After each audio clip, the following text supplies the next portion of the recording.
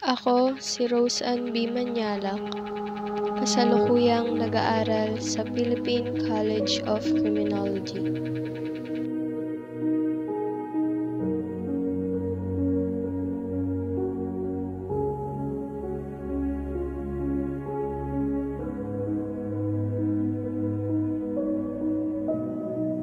Kailan at paano mo naranasan maging biktima ng cyberbullying? Ako'y galing sa school, nagpahinga at naupo sa harap ng aking laptop upang gumawa ng mga dapat gawin. Naisipan kong magpahinga muna saglit at mag-scroll na muna sa FB.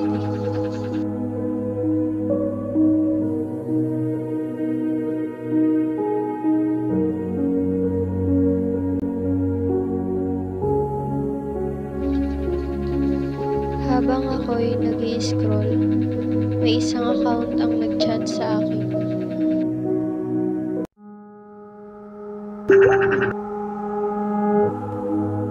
Hindi ko alam kung sino sila at paano niya ako nakilala.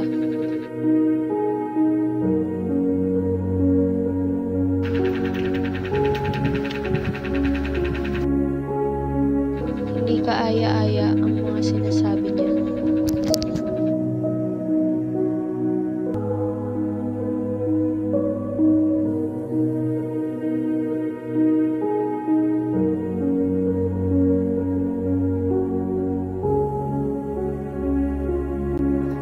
Sa nangyari sa iyo, paano mo nasabi na ito ay isang uri ng cyberbullying?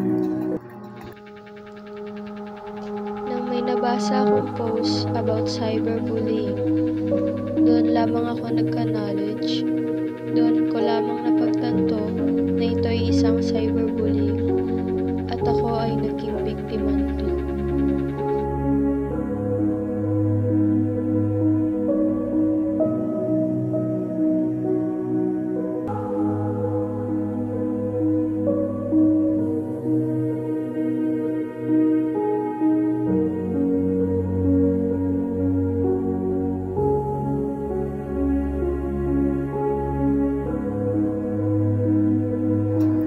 Ano ang naging epekto ng cyberbullying sa iyo bilang isang estudyante?